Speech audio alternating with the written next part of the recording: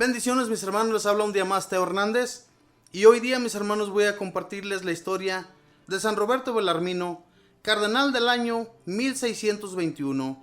Vamos a comenzar mis hermanos, pongamos atención.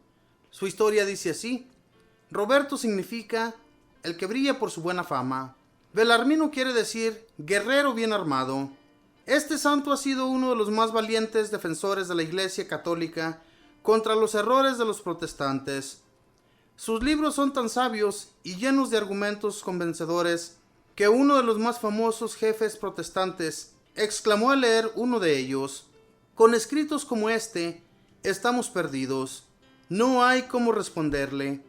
San Roberto nació en Montepulciano, Toscana, Italia, en 1542. Su madre era hermana del Papa Marcelo II. Desde niño dio muestra de poseer una inteligencia superior a la de sus compañeros y una memoria prodigiosa. Recitaba de memoria muchas páginas en latín del poeta Virgilio como si las estuviera leyendo. En las academias y discusiones públicas dejaba admirados a todos los que lo escuchaban. El rector del colegio de los jesuitas en Montepulciano dejó escrito: es el más inteligente de todos nuestros alumnos. Da esperanzas de grandes éxitos para el futuro. Por ser sobrino de un pontífice, podía esperar obtener muy altos puestos y a ellos aspiraba, pero su Santa Madre lo fue convenciendo de que el orgullo y la vanidad son defectos sumamente peligrosos y cuenta él en sus memorias. De pronto, cuando más deseoso estaba de conseguir cargos honoríficos, me vino de repente a la memoria lo más rápidamente que se pasan los honores de este mundo y la cuenta que vamos a tener que darle todos a Dios, y me propuse entrar de religioso, pero en una comunidad donde no fuera posible ser elegido obispo ni cardenal. Y esa comunidad era la de los padres jesuitas, y así lo hizo. Fue recibido de jesuita en Roma en 1560, y detalles de los misterios de Dios. Él entraba a esa comunidad para no ser elegido ni obispo ni cardenal, porque los reglamentos de los jesuitas les prohibían aceptar esos cargos, y fue el único obispo cardenal de los jesuitas en ese tiempo. Uno de los peores sufrimientos de San Roberto durante toda la vida fue su mala salud. En él se cumplía lo que decía San Bernardo cuando decía: ojalá los superiores tengan una salud muy deficiente para que logren comprender a los débiles enfermos. Cada par de meses tenían que enviar a Roberto a las montañas a descansar, porque sus condiciones de salud eran muy defectuosas, pero no por eso dejaba de estudiar y de prepararse. Ya de joven seminarista y profesor, y luego como sacerdote, Roberto Bellarmino atraía multitudes con sus conferencias por su pasmosa sabiduría y por la facilidad de palabra que tenía y sus cualidades para convencer a los oyentes. Sus sermones fueron extraordinariamente populares desde el primer día.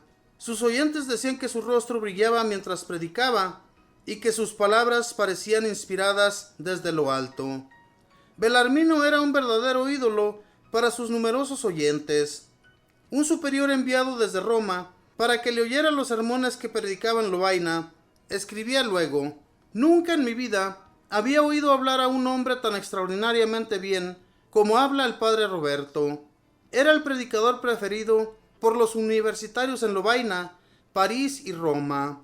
Profesores y estudiantes se apretujaban con horas de anticipación junto al sitio donde iba a predicar. Los templos se llenaban totalmente cuando se anunciaba que era el padre Bellarmino el que iba a predicar. Hasta se subían a las columnas para poder verlo y escucharlo. Al principio los sermones de Roberto estaban llenas de frases de autores famosos y adornos literarios para aparecer como un sabio literato. Pero de pronto un día lo enviaron a hacer un sermón sin haberle anunciado con anticipación, y él, sin tiempo para prepararse ni leer, se propuso hacer esa predicación solamente con frases de la Sagrada Biblia, la cual prácticamente se sabía de memoria, y el éxito fue fulminante. Aquel día consiguió más conversiones con un sencillo sermoncillo bíblico que las que había conseguido antes con todos sus sermones literarios. Desde ese día cambió totalmente su modo de predicar. De ahora en adelante, predicará solamente con argumentos tomados de la Sagrada Biblia, no buscando aparecer como sabio, sino transformar a los oyentes, y su éxito fue asombroso. Después de haber sido profesor de la Universidad de Lovaina y en varias ciudades más, fue llamado a Roma para enseñar allá y para ser rector del colegio mayor que los padres jesuitas tenían en esa capital. El sumo pontífice le pidió que escribiera un pequeño catecismo para hacerlo aprender a la gente sencilla.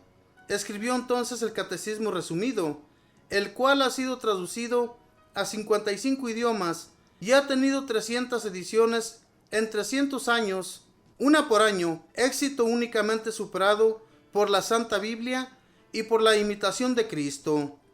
Luego redactó el Catecismo Explicado y pronto su nuevo catecismo, estuvo en las manos de sacerdotes y catequistas en todos los países del mundo. Durante su vida logró ver 20 ediciones seguidas de su precioso catecismo. Se llama controversia a una discusión larga y repetida en la cual cada contendor va prestando los argumentos que tiene con el otro y los argumentos que defienden de lo que dice. Los protestantes evangélicos, luteranos, anglicanos, etc., habían sacado una serie de libros contra los católicos y estos no hallaban cómo defenderse.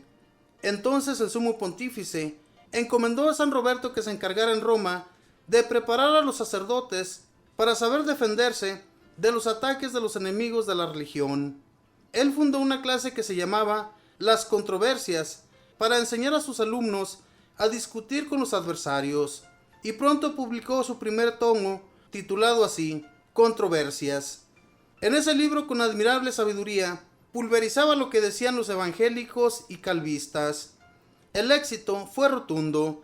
Enseguida aparecieron el segundo y el tercer tomo, hasta el octavo, y los sacerdotes y catequistas de todas las naciones encontraban en ellos los argumentos que necesitaban para convencer a los protestantes de lo equivocado que están los que atacan nuestra religión. San Francisco de Sales, cuando iba a discutir con un protestante, llevaba siempre 2 libros, la Sagrada Biblia y un tomo de las controversias de Belarmino. En 30 años tuvieron 20 ediciones estos famosos libros. Un librero de Londres exclamaba: «Este libro me sacó de pobre. Son tantos los que he vendido que ya se me arregló mi situación económica». Los protestantes, admirados de encontrar tanta sabiduría en esas publicaciones, decían que eso no lo había escrito Belarmino solo, sino que era una obra de un equipo de muchos sabios que le ayudaban. Pero cada libro lo redactaba él únicamente de su propio cerebro. El Santo Padre, el Papa, lo nombró obispo y cardenal y puso como razón para ello lo siguiente: este es el sacerdote más sabio de la actualidad. Belarmino se negaba a aceptar tan alto cargo, diciendo que los reglamentos de la Compañía de Jesús prohíben aceptar títulos elevados en la Iglesia.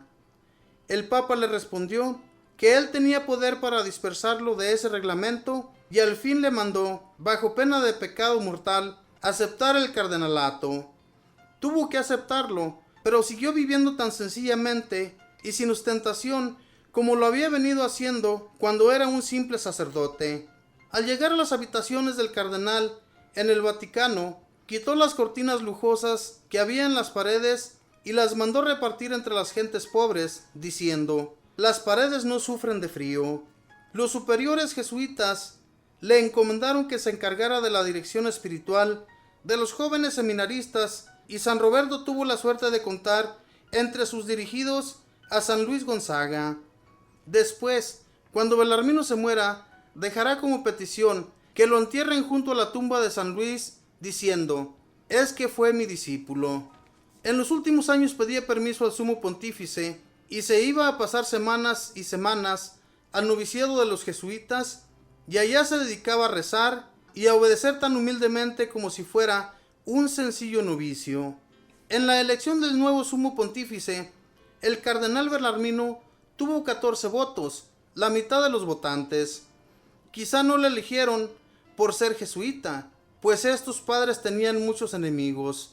Él rezaba muy fervorosamente a Dios para que lo librara de semejante cargo tan difícil y fue escuchado. Poco antes de morir escribió en su testamento que lo poco que tenía se repartiera entre los pobres. Lo que dejó no alcanzó sino para costear los gastos del entierro. Que sus funerales fueran de noche, para que no hubiera tanta gente, y se hicieran sin solemnidad. Pero a pesar que se le obedeció, haciéndole sus funerales de noche, el gentío fue inmenso y todos estaban convencidos de que estaban asistiendo al entierro de un santo. Murió el 17 de septiembre de 1621.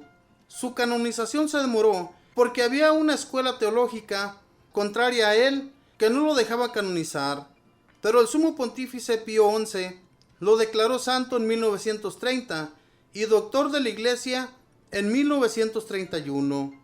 San Roberto Belarmino, pídele a Dios que nos envíe sabios defensores de la Iglesia que nos ayuden a librarnos de los ataques y errores de los protestantes. Esta fue la historia de San Roberto Belarmino, un jesuita que nada más por el hecho de ser jesuita, muchas congregaciones no los podían ver. Sin embargo, este hombre salió muy sabio, era muy inteligente. Fíjense, para redactar uno de los catecismos no fue cualquier sacerdote, fue un hombre bien estudiado y el cual escribió muchos libros y los redactó para que los protestantes no siguieran con sus libritos, esos libros que habían escrito y con los cuales les hacían frente siempre a los católicos y les decían que estábamos muy errados en lo que nosotros creíamos.